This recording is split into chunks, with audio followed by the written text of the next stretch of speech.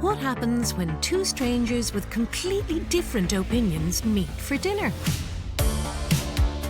In this brand new social experiment, people from all walks of life are paired up with their direct opposite and guided through a menu of questions specifically designed to promote discussion, disagreement and debate. Will they agree to disagree? I suppose I have a bit of a problem with the word religion. I'm very feminist. That's a complete contradiction. Do you vote? I don't vote. I could have respected you. Could they end up bonding over shared life experiences? Where do you value yourself when you knew that's only what he wanted you for? There's a strength in being honest about how you feel. Look, I mean, it has definitely given me some food for thought. Or will it be fireworks from the get-go? There is a limit to me. I could be very easily very rude to you.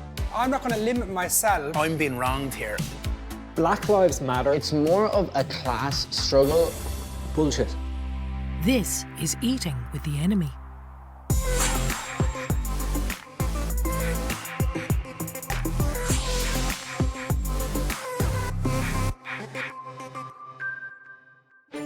In this restaurant, a group of people have agreed to meet their direct opposite for dinner.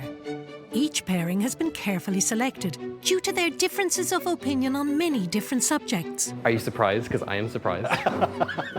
When someone says something's not racist, you don't have that call. Am I not allowed to say that? A selection of thought-provoking questions will guide them through their conversation. Do you trust the government? Do you think that everyone has the right to marry? Watching on are psychological and behavioural experts, there to observe what happens when so-called enemies meet face to face. In the world that we live in, we don't have conversations with our so-called enemies. We just stick inside our social bubbles and we don't challenge ourselves outside them. We are becoming far more homogenous in our ideas because of social networking and because of online activity. The importance of this show is for people to have an opportunity to actually sit in front of each other as human beings rather than as opposing viewpoints. And it allows them to see that people from the opposing point of view are not abnormal, or they're not outrageous, or they're not extreme.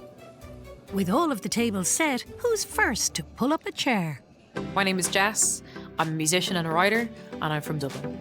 My friends would probably describe me as probably a bit loud, somebody who doesn't take any crap, and also a little bit nuts. My viewpoints are very progressive. I would have issues with a lot of organised religion and the corruption within those systems. I think if we continue down the trajectory of being completely different in our ideological perspectives without a sense of understanding, I think that's really problematic for society. I would like to have a conversation today with somebody who listens. One of my pet peeves is people interrupting me. I am passionate about the things that matter to me. That will come out fairly quickly under the right circumstances. Yeah. Well, Jess doesn't have to wait too long as her dinner companion has already arrived. Hiya. Hi, how's it going? I'm good, how are you? Good, you well? I'm good, I'm Alan. Hi, I'm Jess, nice to meet you. You too, love. You look gorgeous. So do you. Oh, thanks. My name is Alan and I am... What age am I? 31 and I'm from Dublin. Yeah, I am 1989, that's 31. Yeah, 31. Sorry. I would describe myself as somebody who's outgoing, who doesn't really listen much. I have a problem with that. I do think I am open-minded. Well, I'm not open to open relationships. I would consider myself totally religious. Absolutely. I'm a proud Catholic. I don't get involved in news at all because it's life draining. I just don't have the time to sit down and watch Anne Dial. Anne Dial's still alive, isn't she? How you keeping? I'm grand. I was a bit nervous. Oh, come here and I tell you. So, what a bit of Louis Vuitton, you know yourself? When he walked in, I was just like, this is going to be fine. He was like, this is going to be a bit of crack. So where are you from? I'm from Dublin 9, but I live in Dublin 8. Just off Cork Street. Now it's wild. Yeah. But I like a bit of wild. Yeah, yeah. I'm from Ballyfermot, so I'm used to something like that. Oh, so are you? I love it, yeah. My first impressions of Jess was I thought straight away she's a hippie and someone that was going to be totally against everything that I was going to say. She looked like a Mrs. Know-It-All. Definitely not someone that I'd meet in my life at all. Oh. When someone meets you, what question do they always ask? They actually always ask me, are you a hairdresser? Oh, really? Yeah, and I always say, what does a hairdresser look like? Yeah. And they say, someone like you. Okay, what do you do then? I'm a salon coordinator. Salon in Boca in Raccoon. I love it. Well, I'm a singer, so... A cappella? I'm in a couple of bands and I Go do on, give us backing a song. vocals and stuff like that. No, I couldn't. Just give us one. I couldn't A do little. that. Okay, well, give me like... What's... Love Ariana Grande. I don't know any... You have to go a bit older, a bit more old school. Bette Midler. Oh my God, Bette Midler. Did she do Wing Beneath My Wings? Absolutely, go for it. Okay, let me see. Okay. I can fly higher than an eagle, 'cause you are the wind beneath my wings. It's a There you yes go. for me. You're through to the next round. Got the golden butter off me. Brilliant. A sense of humour is always very important, and perhaps self-deprecating humour allows the person in the conversation to see that we don't take ourselves so seriously. A sense of humor really triggers the happy hormones so that people start to laugh together, enjoy together, and there's a really great big sense of relief. Thank God we've something in common and we can laugh about it.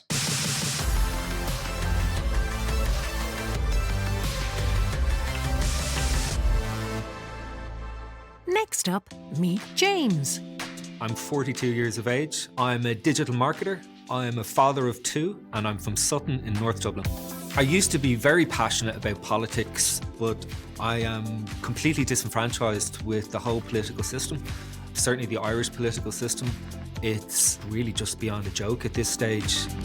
The type of people that frustrate me are closed-minded people, people that can't engage in conversation or debate, or can't see somebody's opinion.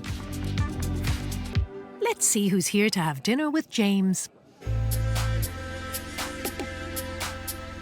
My name is Alex. I'm an online health and fitness coach. I'm 23 years old and I'm from Dublin. So my friends have described me as fun to be around and maybe a little bit annoying at times, maybe a bit of a know-it-all. So I'm really passionate about health and fitness because I believe being at your best physically allows you to be at your best mentally. In terms of having open and civil dialogue about a specific issue, you kind of have to take the risk that maybe you will offend someone, but if it does mean that some feelings have to be hurt, I'm willing to do that to ultimately seek out what the truth is. Hey, how's it going? Good, how are you? Good, how are you? What's your name? James. James, I'm Alex. Nice Alex, to meet you. nice How to are meet you. Very good, thank you, yeah, deadly. Yeah. Oh, brilliant. I made a last-minute decision to they didn't have Fanta, so I just went for a beer instead. Good, go for it, yeah. I think, yeah, cheers anyway. Yeah. Yeah, We'll best of just luck. go, yeah. Yeah, it's good. I'm loving the beard. Oh, Loving thanks, the beard. yeah, I'm trying yeah. to get there, maybe one day. Yeah, maybe one day. I've had the beard a long time, you know. Yeah, glorious beard. Yeah, I just don't have I don't think I have the genetics for it. I don't think. Oh, there you go. What kind of jobs have you done in the past? Okay. So actually, my first job where I got paid and I got a check was I did the tea during the Leaving Cert. You know, the people that bring the examiners the tea. And I actually, the whole joke is that like, who's gonna drop the tray of tea? And I did it, and I just spilled it, and it just clattered and echoed through the entire corridors. God, you know, I'm a little bit older than you, so at the moment I work in digital marketing. Okay, cool. And that's a kind of a new venture. This restaurant is a really safe space for people to meet and to have a conversation, because when we feel safe, we feel better able to explore our views and the viewpoints of another, which just doesn't happen on social media. A really important skill in a conversation is listening. You can communicate with somebody without actually speaking, and the person you're in the conversation with will be more open with you when they believe that you're actually listening to them. Should people be wary of the causes they choose to follow? And I'll answer it first. I said absolutely 100%. They need to be extremely wary of the causes that they choose to follow, because philanthropy is big business and it can be as corrupt as governments. I think especially in this sort of social media age where it's really easy to just support a hashtag or this sort of hashtag activism or retweet activism where people just kind of blindly follow and promote a particular movement or a particular agenda without really taking the time to actually understand what it is they're actually supporting.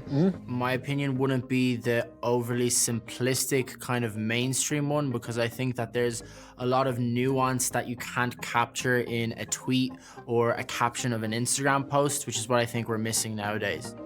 the big rhetoric that I personally seen with the Black Lives Matter movement, which Black Lives Matter as a slogan, I totally agree with.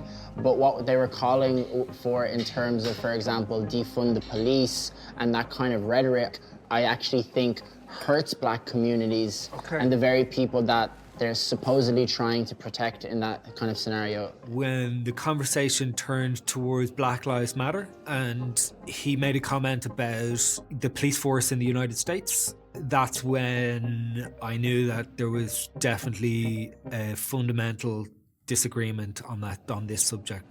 The general polarization between black versus white, police versus people, the tensions seem to be higher than ever right now, and I personally can't see how that... You're referencing the States, though, yeah? The States, yeah. For example, wide scale, I'm not sure. Personally speaking, now, look, I'm not black. I'm Eastern European, so I'm from Moldova. I guess I'm white. I've never sensed You are white? I've never really sensed racism. Maybe when I was younger with kids just kind of being assholes. But I feel like we're more polarized than ever, and I feel like When race... you say polarized, in what context are you using that? Polarized? In a kind of us versus them, this whole kind of rhetoric of white guilt and white privilege, which I think personally is a fundamentally and inherently racist idea. White privilege? Yeah. White privilege is a fact. When he questioned the idea of white privilege and his response to that, what was going through my head was that he doesn't understand the context of white privilege. You and I have never experienced racism. To even have this conversation is kind of bullshit, because you can never, how can you even talk about racism when you've never experienced it? And white privilege is a fact. Well, I would disagree, because you don't necessarily need to experience something to have an opinion about it. You kind of do, nearly. How can you have an opinion? Look, otherwise you're just kind of talking fucking shop, like, you know? In this restaurant, strangers have been paired up with their absolute opposite for dinner. Each conversation will be helped along by a specially curated menu of questions. We've devised a book of questions, and some of those questions are repeated for various conversations because they really tap into common human themes like love, sadness, grief, joy. People realize that those who have different beliefs, those who have different socioeconomic backgrounds, those who have difference from them are actually incredibly similar to them. What current trends makes no sense to you? I'm going to be completely honest with you now. I'm not trendy. I haven't had a TV for about 10 years. So I don't know, but like what comes to your mind You're when you going think to kill me now. Okay, go on. I need glam in my life. Okay. I want to see someone walking down that street looking 5-star. The casual look for me, no. Okay. No joggers, no long shorts and beanie hats. What? No, I'm sorry. Jess, I love you. Regardless of what you choose to be, do not wear that around me. Serious? Yeah, I just mean... And so how do you feel when your friends like show up to you? So say if you're having a they dinner, won't. if you had like a dinner party, right? And your friends showed up and they were wearing like athleisure, as they call it now, how would you feel about that? They wouldn't be allowed in. Alan had a lot more stronger opinions on trends. I think when he started talking about how it was really important for him to be glam, I was like, okay, I'm on that. But when he said it was really important for like the people around him as well to be very glam, I was like, okay, that's very different to me. I just prefer if somebody made a little bit of an effort. I'm not saying you don't make an impression, chicken, you do. But just trends is very important for me. Okay, right. I got the vibe off her that she was just a throw-on kind of girl, as in she just throws absolutely on and gets out the front door. And then the kind of people that I kind of hang out with, I kind of hang around the glam squad. You should be having your hair swinging, your eyelashes flicking, not just throwing some sweater on, a pair of Uggs and walking it and thinking life is great, because it's not, chicken. Get dressed. Time to meet our next dinner guest. That was really strange. My name's Harry, I'm a student and entrepreneur, and I'm from Kildare. I'm involved in the digital and technology space. I help to create media content for businesses and organisations. I started my first business when I was 15, so I was part of that generation that grew up with technology in our hands. I'm interested in hearing what other people think about the power of technology. I've never known a life without it, and I think it'd be interesting to hear from somebody who has known a life without it. When I get started, I'm hard to stop. I'm very much not going to hold back on what I think.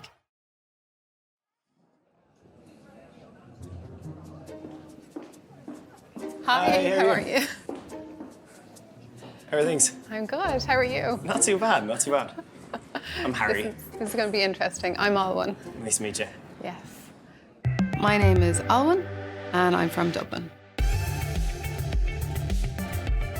I'm passionate about all things kids and their development. I have a 15-year-old and a 13-year-old. I do think smartphones need to be monitored very carefully. It's inappropriate to give a child something so powerful. Smartphones really need to be introduced later rather than sooner. I think it would probably be very interesting to have a conversation with somebody who thinks very differently to me on this subject. So what do you do, Harry? I'm a student in UCC and I'm an entrepreneur as well, so I have a few different business interests. I'm also an entrepreneur. I have a business. Brilliant. Yeah, and I'm a mom. What age are your kids? 13, almost 14. Almost 14, very important. And 15, almost 16. Okay, so teenagers. So, yes. I thought from the moment she sat down that we were going to have differing views and opinions. I didn't know how extreme they were going to be or how different they were going to be, but I knew they were going to be different.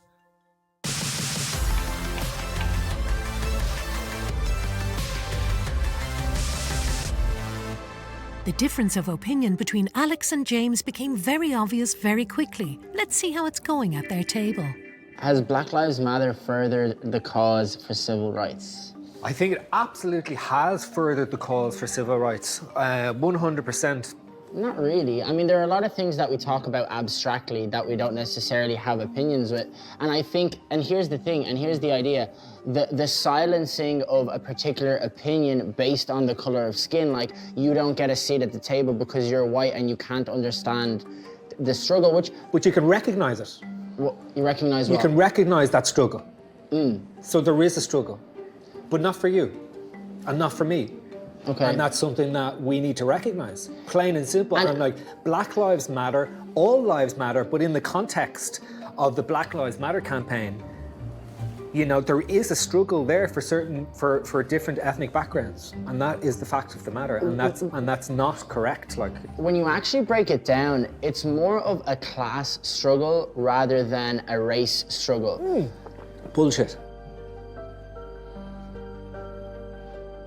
You don't think so? Bullshit. There is a class struggle there as well, of course.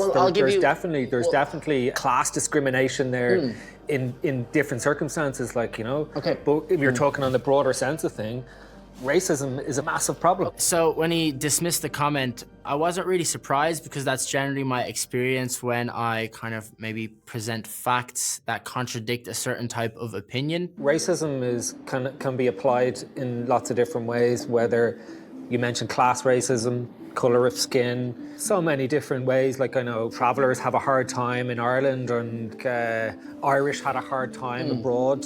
No blacks, no dogs, no Irish, you know. Okay. I'll go the counter on it and I'll say more blacks, more dogs, more Irish. A lot of the time I feel like we have this innate sort of feeling that something is right, and when anything that might contradict that can't possibly be within our realm of consideration, so we kind of dismiss it as like bullshit, for example.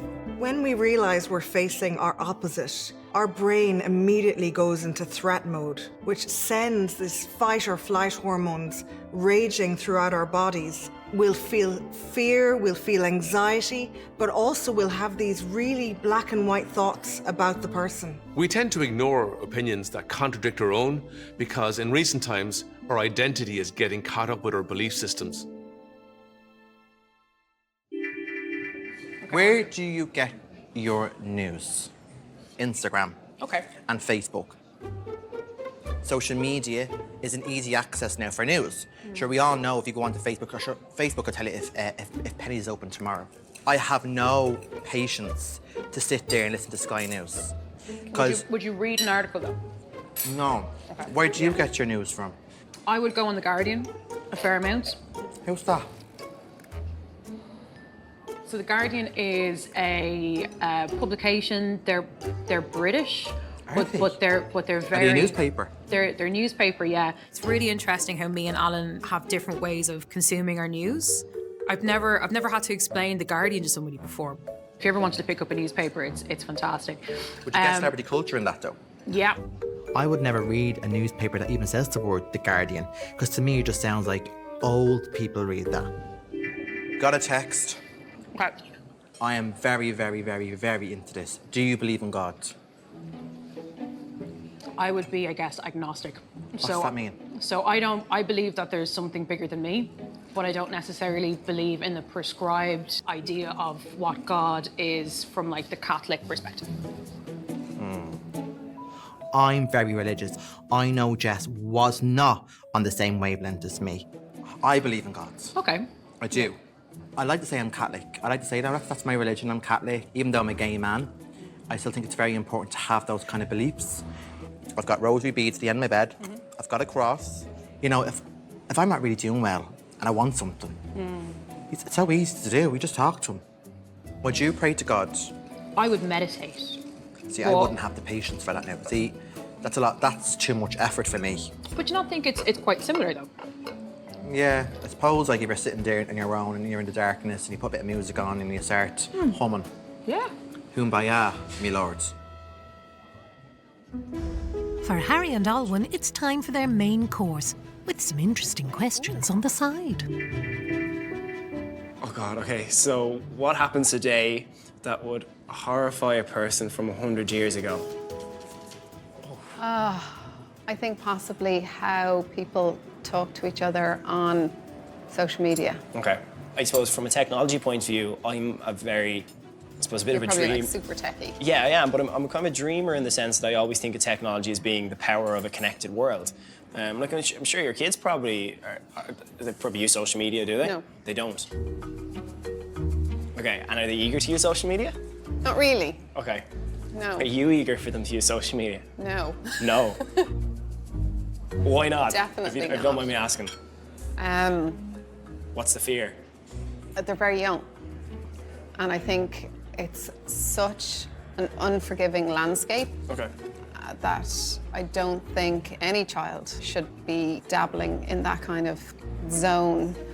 I often think that there's a generation that's older than myself that has a lot more concerns and worries about technology, not often because of the fact that they didn't grow up with it, but just because there's a lot of unknowns around the fact that technology is constantly changing.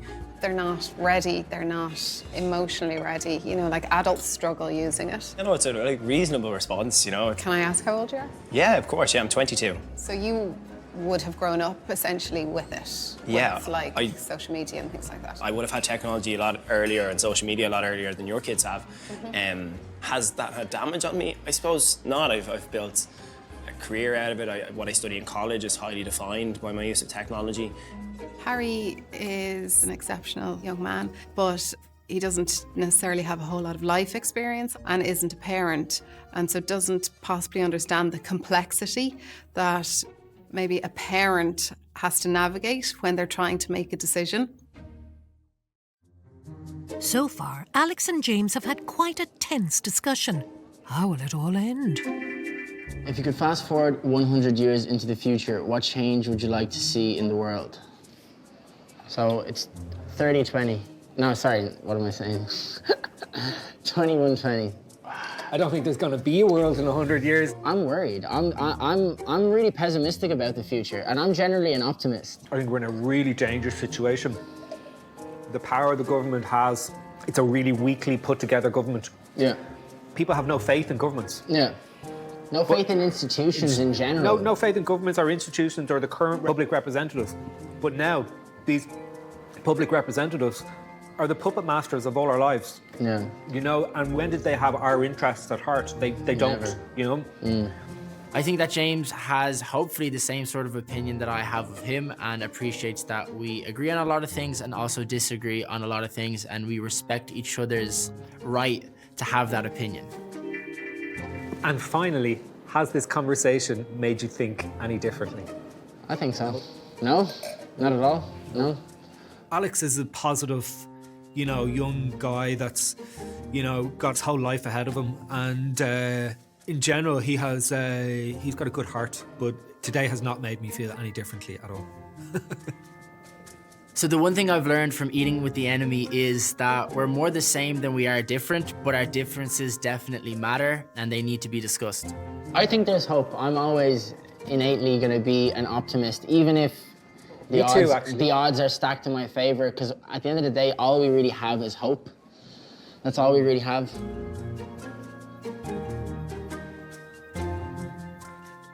It's time to meet our final diners of the evening. My name is David, and I'm from Maynooth in County Kildare. I lectured in mathematics, but I'm retired now. I would like to meet someone who is open to and interested in rational debate. It's in all our interest to discuss our problems openly, to settle our differences in a rational way. I'm looking forward to talking today about issues which I feel strongly about, which are rarely discussed in society. Here to discuss a variety of issues is David's dinner companion, Fergal.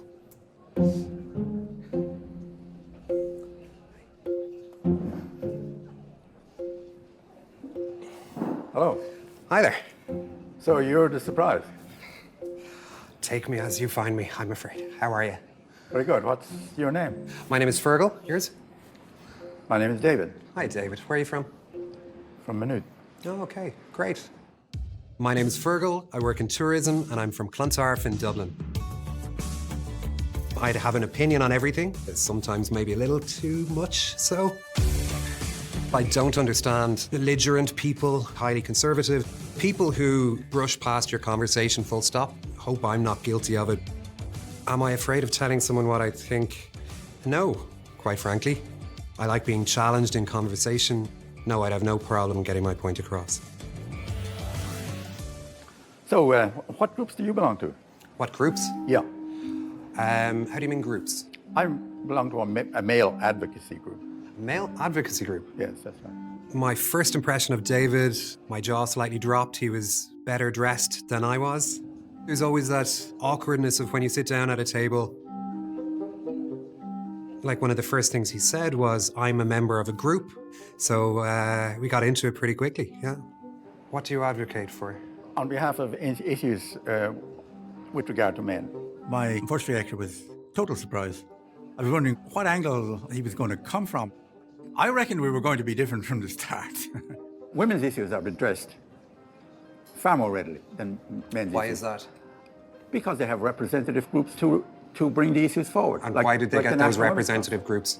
Why did they get them? Yeah.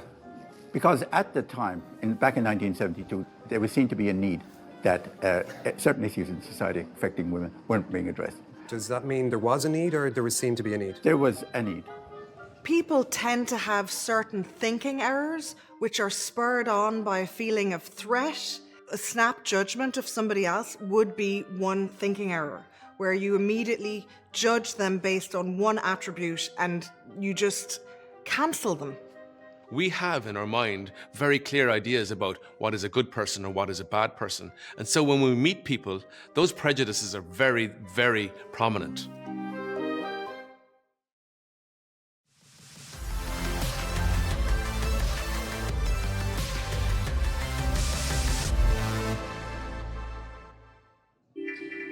All right, so do you believe that everyone has a soulmate? Yeah.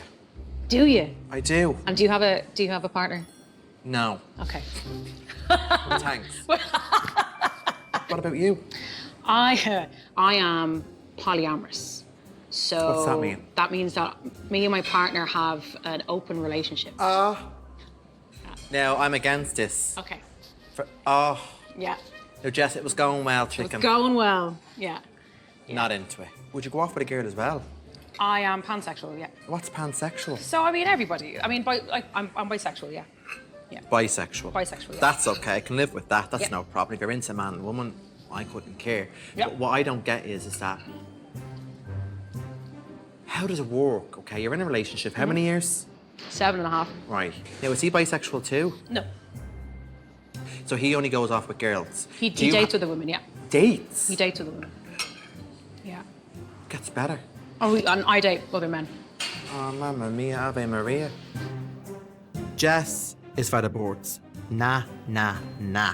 I've never really settled into monogamy, and I never could. So to be polyamorous is to have multiple loves. So, well, I'm going to pray to God.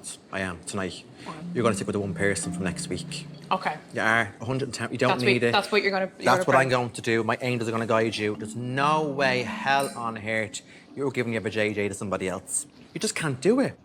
There was very much a difference of opinion when it came to relationships. He believes in a soulmate. I feel very different about that as well. I believe in deep, meaningful connections and spiritual connections with people, but I believe that you can have them with multiple people.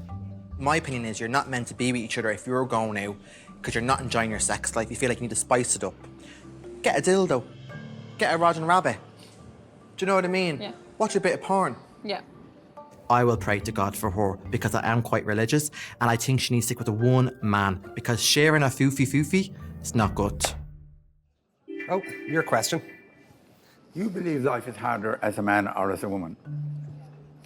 Oh.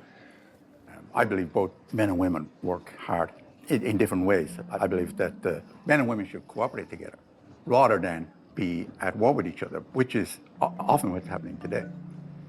Who's at war? Have you not noticed the way men are demonized in society? I wouldn't see it as demonized. The negativity about men is widespread. You have an international day for violence against women. Yeah. Do you want a men's day as well, do you? No, what I would ask for instead is an international day against violence, full stop. Why not?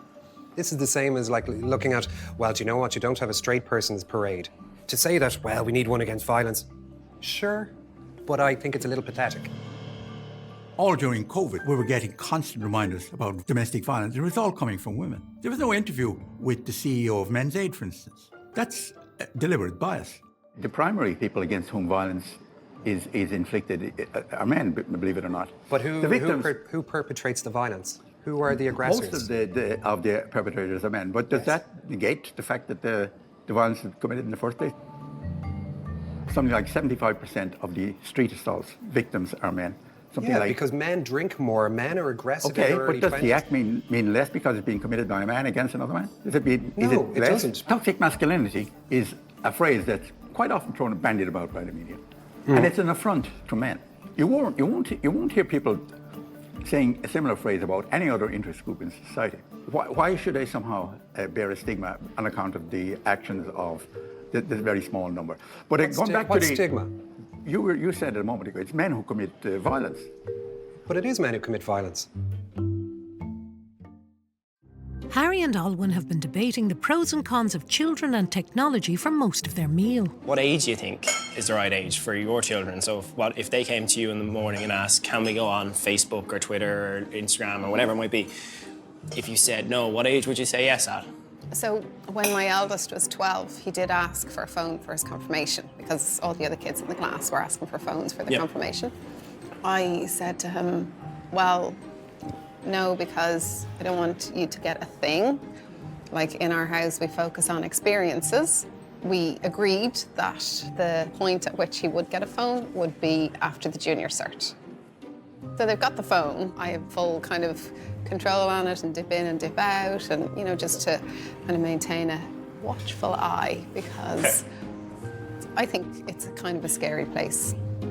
I think as a parent, the fears about technology that she expressed are common fears that I think a lot of parents share. Do you not think that your kids are potentially missing out on social interactions and relationships that other children have access to? No, because do you know what they do? They actually call around for their friends and then encourage their friends to come out. Yeah, but can it not be a mix of both? How do you mean? Well, so obviously I fully encourage that any child goes out and has fun and social interaction, but even in a time when it's dark and it's cold and it's wet and it's raining, do you not see the benefit of allowing them to open up Snapchat or have a conversation with somebody that way? No. Is there, what's the danger though, I suppose? What's the benefit? We all know that anybody can create any kind of persona online and, you know, all those grooming stories and those, you know, kind of I'm a firm believer in education. I believe that, like everything, so you don't let somebody out onto the road to drive without teaching them the rules of the road. You shouldn't let somebody behind a phone onto the line without teaching them how to use that and be responsible. So we just need to alter the lessons that we've created for the real world and alter them to the digital space as well, and teach kids that, look, if you meet somebody online, there's certain things you can do to check if that person's real, or to be careful, or meet them in the right place, or do it in the right circumstances. Harry feels, it's give them their access sooner rather than later. We really need to be able to support our children. I think handing a 12-year-old a device it's too powerful a tool and it's too much responsibility. I think we may have just agreed to disagree on that one. And finally, has today made you think any differently? Yes, I think it has. I think I see a different perspective. As I said, I'm not a parent, so I don't fully appreciate why a parent would make that decision. And while I still mightn't necessarily agree with it, I can appreciate where you're coming from. Look, it has definitely given me some food for thought. I don't think I've often changed my opinion on anything, to be brutally honest. I think she gave me an appreciation for a different perspective. Given that we're on two separate sides of the argument in some places, that we both agree on the exact same thing. It takes a village of people to navigate this new and exciting and worrying and scary world, I think. So. Nicely put.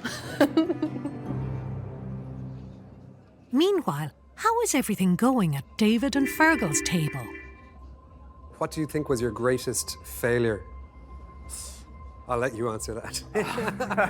No, I can't talk. Have at it. I know I can't talk about that. My greatest failure. I know I'm going to talk about that. No? No, it's not. It's not a question I want to answer. So should we move on and ask our next question? Are you a feminist? Am I a feminist? Yeah. Yes. You're going to love this, aren't you? If it's just something that, at its base, is you want to see equality between the sexes on a perfectly equal footing in terms of the economy, politics, society, absolutely, yeah, I have to be a feminist because this is literally about fighting for somebody's rights. At its base, I think feminism is very often misunderstood, and I'm certainly no scholar of this. It is literally just about rights. No, I think we need to be more specific here. I mean, if you ask the question... You're not a feminist? Not in the terms in which the National Women's Council and the Women's Aid would do you want define full it. equality in terms of the economy, society? I'm in favour of equality. Do you believe there is a gender wage gap then? There is. No serious economist would agree with you. The gender pay gap has been debunked 100 times by economists, people who know what they're talking about.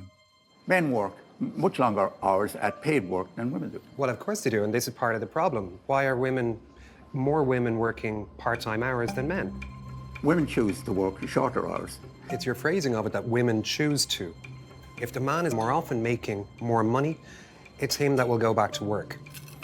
No? What do you propose to do about it? Well, let's help out childcare, for example. Let's make sure that there's more access to paternity leave as well as maternity leave.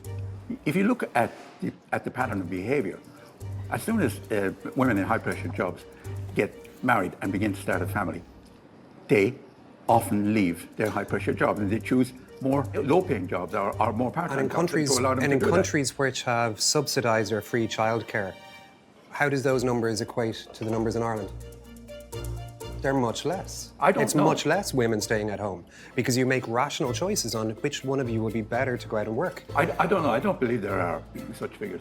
You don't believe there are figures? Have you got figures to substantiate that? I don't have a specific on that. I wouldn't take on board that figure off the top of his head. I mean, I would be doubtful about that. I guarantee you there are figures on that. Oh, you can't guarantee. I mean, you say you guarantee it, but you can't produce the figures. Okay.